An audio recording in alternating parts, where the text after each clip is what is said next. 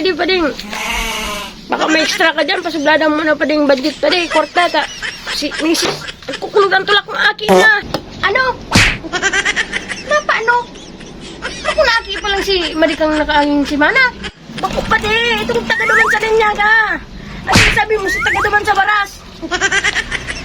Ay na ba di? Baka ikaw ka man yung kwarta ba di, maaki na ba di? Ako na naman nagalat sa kuya. Dakol-dakol muntik pa para kastahan. Naman yan pa di, puro maniyo. Kung araw mo pala na mag-account si Mrs. mo, sige sana ang painom-inom mo. Imbis na ano naman yan pa di? Babayaran ta ka ba di? Pag naka-aki si Mrs., babayaran ta ka ba di? Sige na pa di oh. Pag sa sarap, solo ka. Pag sa hirap, kabali ako pirmi. Ano ng trabaho mo yan pa di?